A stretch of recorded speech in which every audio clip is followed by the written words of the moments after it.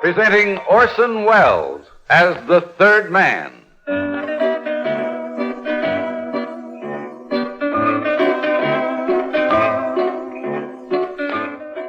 The Lives of Harry Lime. The fabulous stories of the immortal character originally created in the motion picture The Third Man, with zither music by Anton Kara.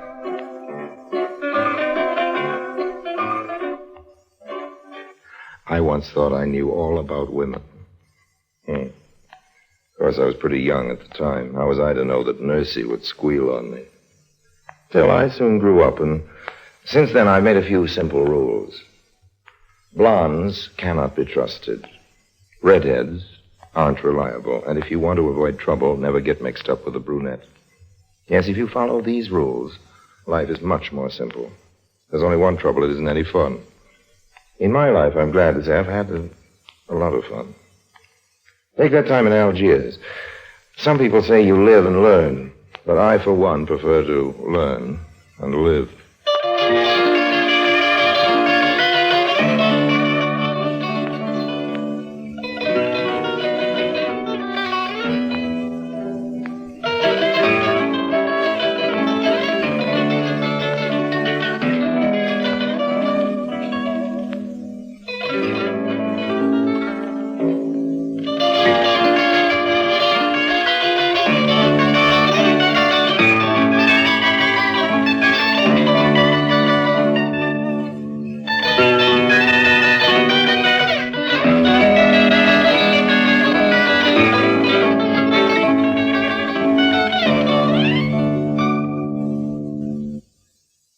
And now, Orson Welles as Harry Lime, the third man, in The Dark Enchantress. Algiers. Algiers. You've all heard of it. Algiers, the port of mystery and intrigue. Invaded by the Phoenicians, the Carthaginians, Romans, Vandals, the Byzantines, the Arabs, the Turks, the French, and Harry Lime. Algiers. Oh, yes, you've all heard about it. A city that is all things to all men. Algiers. The Indianapolis of North Africa. Then there's the Kasbah, made so popular some seasons ago by Mr. Charles Boyer. But jokes apart, there is a place there where tourists definitely aren't invited and where I'm welcomed, or at least permitted to enter. And it's called the Barbary Queen. Harry Lime. Welcome back to the Kasbah. I've been saving your favorite table here for... How long is it? How long? Oh, too long, Tutu. I see the Barbary Queen hasn't changed. Same sights, same smells. Haven't your customers gone home since my last... Please, mon ami. It's not so much like the old days anymore. The Barbary Queen is becoming almost dull. Nothing ever happens.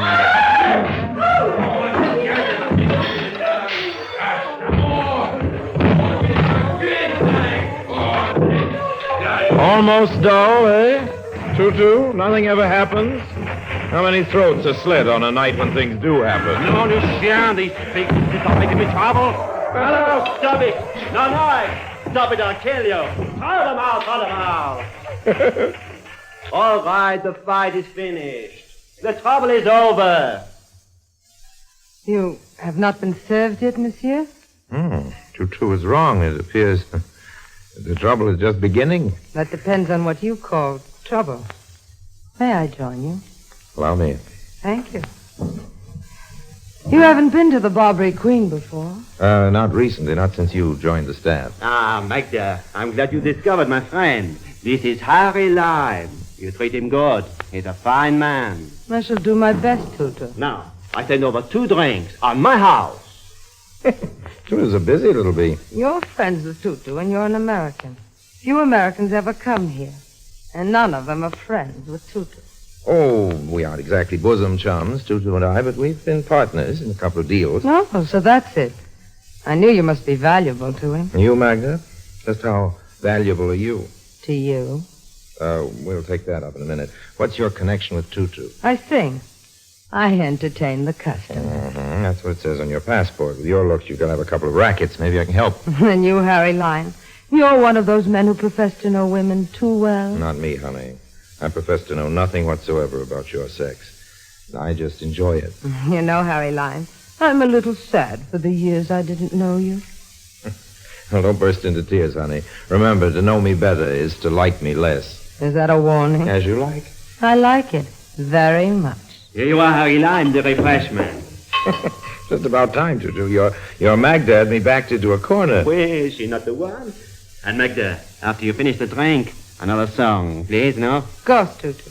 But for now, just enjoy yourself. Now, what were we saying? I believe I was warning you about me. Oh, yes, and I was...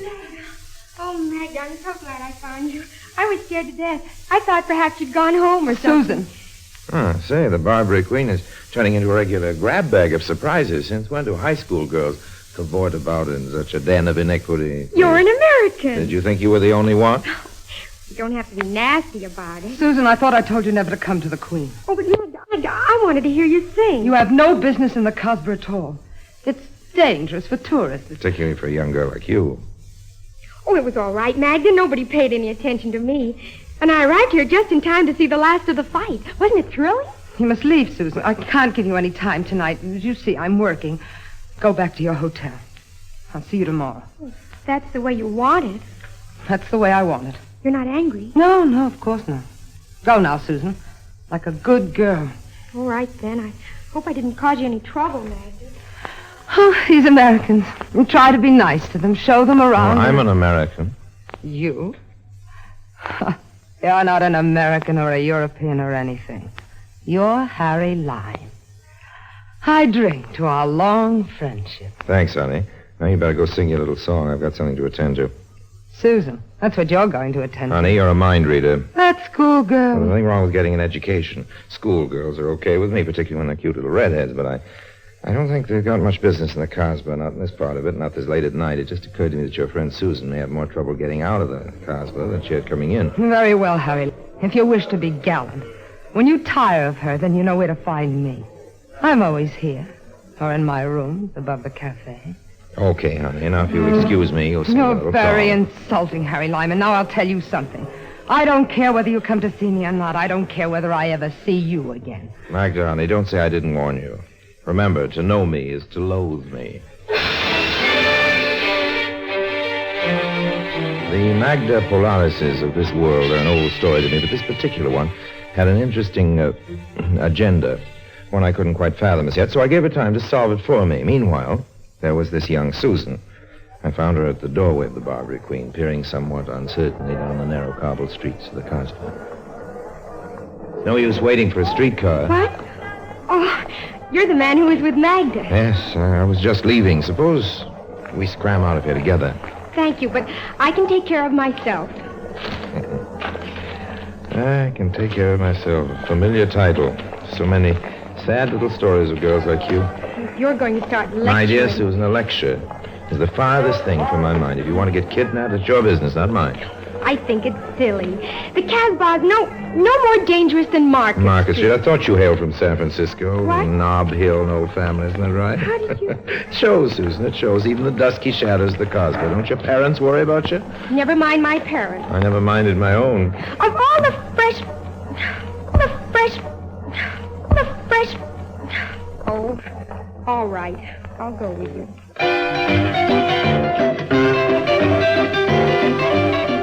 Okay, the routine wasn't sparkling, I know, but it worked. It worked. I'd smelled money from the first moment I set eyes on Susan. Well-known lime luck was in. Just how it would pay off, I had no idea, so I took Susan to the edge of the Cosmo, found a cab for her, and was just sending her off home to Mother when I noticed a bulky individual observing us a little too closely. He caught my eye and then left the neighborhood fast.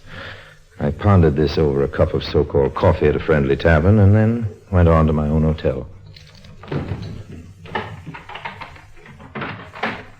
Come right on in, Harry Lime. Well, this is a night of surprises. Who are you? You can call me Mike Nolan. Oh, you're a detective. Right on the button, Mr. Lime. What do you want for a prize? A Cupid doll, maybe, or a genuine plaster of Paris in Genestre? How would you like me to call the manager? Or haven't you heard about invasion of privacy? Seems there's some sort of law. You were suspect the minute you landed in Algiers, Lime.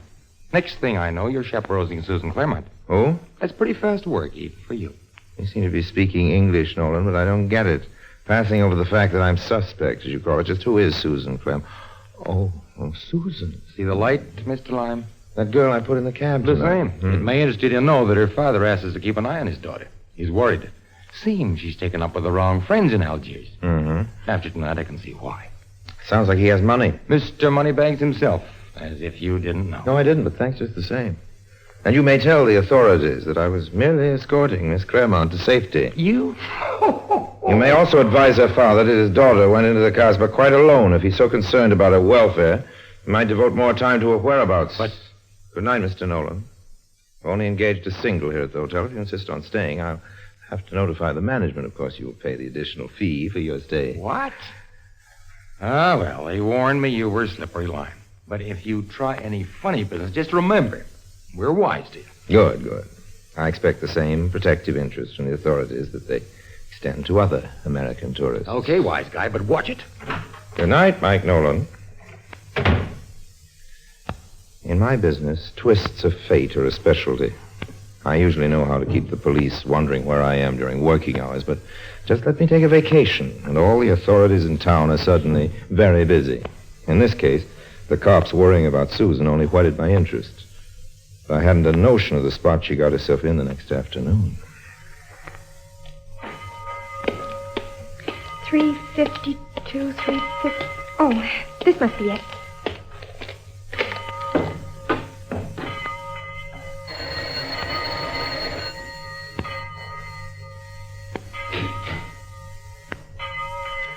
Oui? Oh, that was a charming visitor. Oh, I must have the wrong address. I thought this is where Miss Polaris... But of course, you are Suzanne. Magda told me to expect you. Oh, then I am in the right place. Mais oui. Please come in, mademoiselle. Magda will be somewhat delayed, but she told me to amuse you. After all, she planned this rendezvous for us.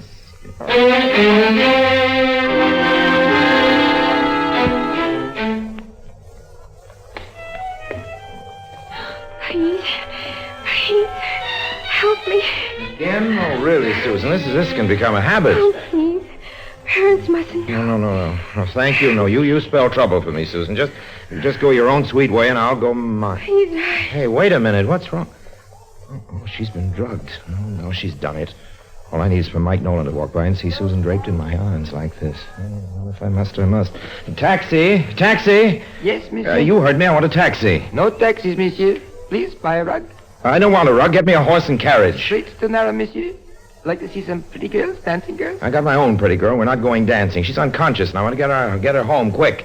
Get me a donkey or something. Get me a camel. Get me a helicopter. Get me out of here.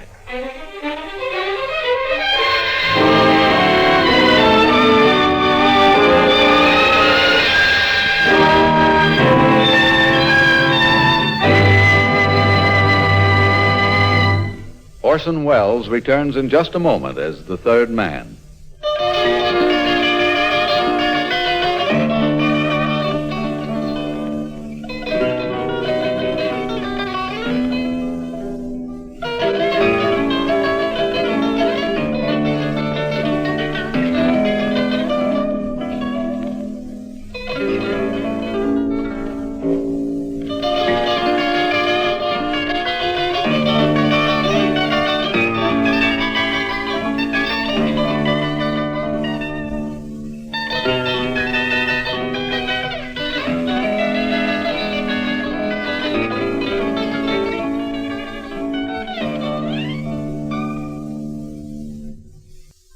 And now, Orson Welles, as the third man, continues with The Dark Enchantress. I didn't dare take Susan to my place. It was just possible she was a police plant. So I took her to the last place I ever thought Harry Lime would enter, the convent of the Little Sisters of Charity, just off the Casbah. The poor child. This is a terrible thing, Mr. Lime. Where am I? You are quite safe, my child. And you fainted, Susan. I brought you to this convent. Charles. Charles? There is no one here by that name. Oh, what a fool I've been. Would you like to tell us just what happened, Susan? Oh, no, just leave me alone. Perhaps you should take this matter to the police, Mr. Oh, no, Lyon. no. I think her parents are the ones to judge that, sister. Oh, no, they mustn't know. I'll get the money from Dad somehow. Money? Come, my child. Tell us what happened. Nothing is so bad that a little understanding won't ease. I went to Magda's apartment to meet her, I thought. But he was there instead. He? He said his name was Charles Poncaire. He was very good looking, about my height and dark. He said Magda had arranged the meeting and he served cocktails. And it was after that things grew hazy and I don't remember. Mickey's. What, Mr. Lyon? Susan was evidently drugged, sister. The cocktails were drugged. Oh, yes. When I came to, Charles was very different. He said if I didn't get him 5,000 pounds, he'd tell my parents I'd been along with him. And he knew all about me and where we were staying, everything. There, So child. how did you manage to get from Magda's rooms over the Barbary Queen to where I ran into you, Susan? Your condition certainly didn't warrant it. But Magda doesn't live above the cafe, Mr. Lime. She said she was staying at 356 Rue Madelon. Rue Madelon? I fought with Charles and I ran out in the street and I didn't know what I was doing. Mr. Lyon, this is Rue Madelon. That 356 address is almost across the street. The building on the corner. Oh, so Magda keeps two establishments. She must have given me the wrong address. What'll I do? Go home to Mother and tell all. That's what you do. It's the only way, Susan, unless you prefer the police. Oh, no. You happened into an unscrupulous blackmailer, and the best way out of the trouble is to inform your parents what has happened and then leave the rest to me. Oh, you'd do that for me? I find I do have an Achilles heel, my dear. Oh, how can I ever thank you? No, don't start weeping again. We'll flood out the Little Sisters of Charity. Come on, Susan. Let's get to your parents before I change my plan. Mr. and Mrs. Claremont were exactly what I'd expected. Wealthy, well-meaning, and incredibly stupid about the realities of life. All this fitted into my plan perfectly, and as Mother Claremont bustled her child into the boudoir, Father Claremont and I discussed business.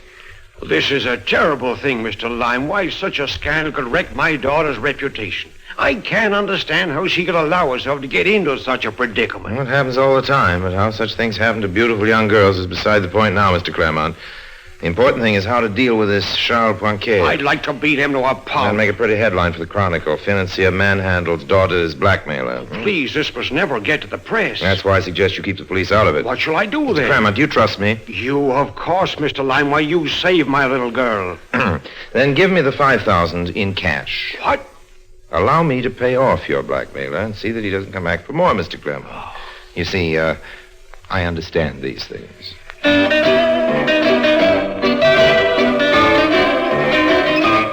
The pieces of the puzzle were dropping nicely into place. I could see a way of keeping Mr. Claremont's cash and also getting a little more from Mr. Charles Poncaire for my silence. See, if you understand these things, there is a certain amount of honor among thieves. So went back to my hotel. Hadn't been any calls. Had a quick bath, shaved. Just getting ready to start for the mysterious address on Rue Madelon when... Yes? Yes? Monsieur Harry Lime, Who wants him? Charles Poncaire. Well, you come in, Monsieur Poncaire. Thank you. Need I say I hardly expected you? Vraiment. But since I realized it was merely a matter of time until you visited my quarters, monsieur, I thought I would save you the trouble. That's very nice, old man, I'm sure, but I followed the girl into the street when she fled. I saw her approach you. As simple as that. Oui. And from said meeting, you knew my identity, that Susan would tell me all. And that you would offer to aid the distressed family, that you have, in fact, my $5,000. I see. Your powers of observation amaze me, Mr. Poncaire. Susan called Magda and confided in her.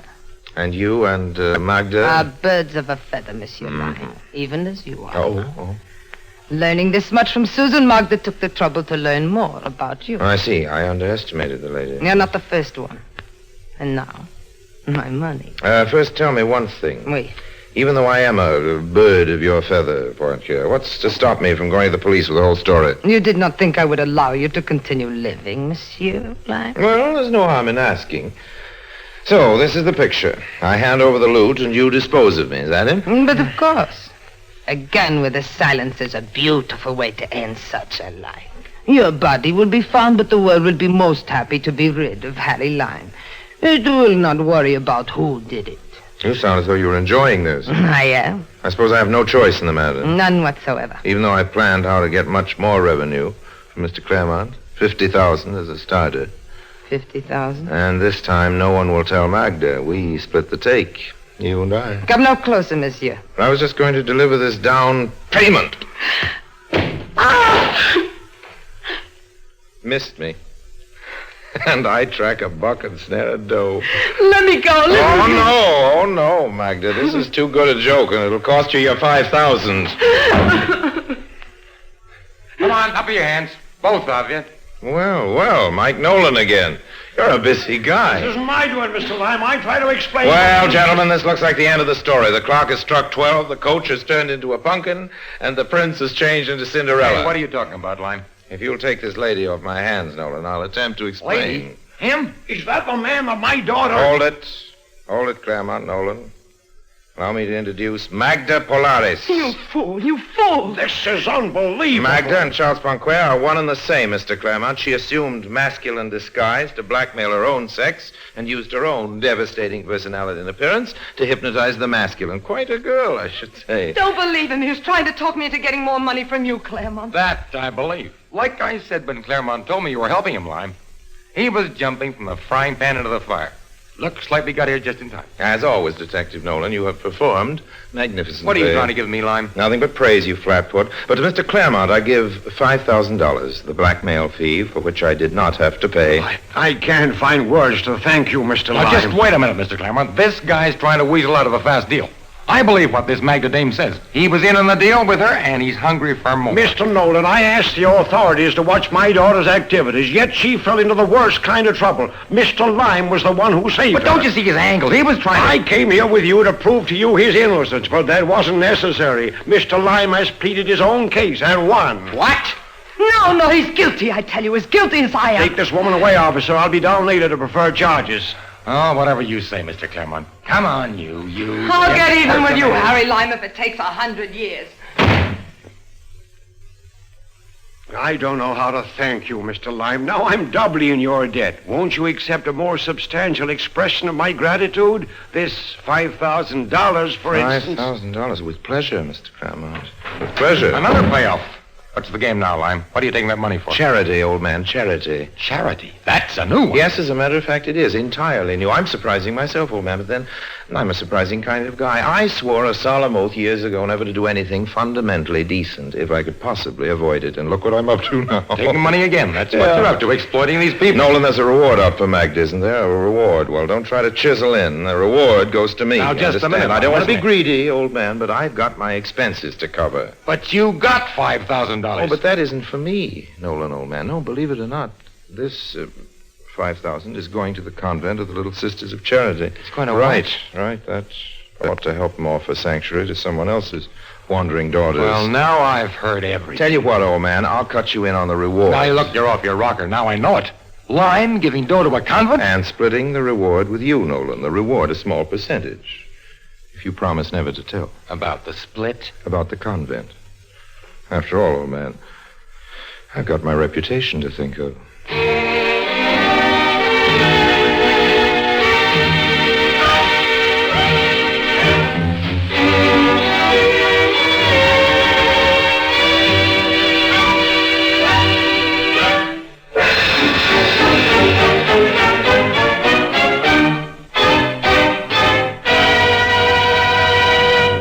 Harry Lime returns in just a moment.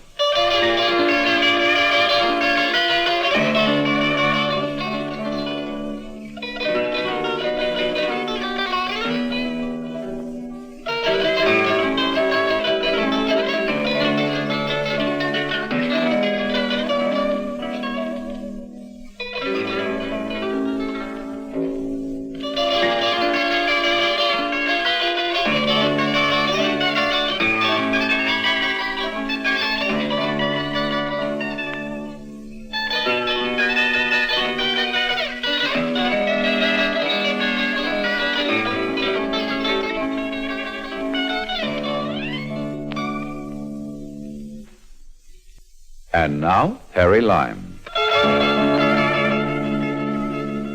So now, friends, you know all. Harry Lime, who started his career by putting his hand in the poor box, slipped so far that he even gave some money to a convent. Believe me, I was so depressed after doing it, I got right out of town, took a tramp steamer that night. Funny thing, the name of the ship was the SS Polaris. Yeah. She had been a beautiful craft.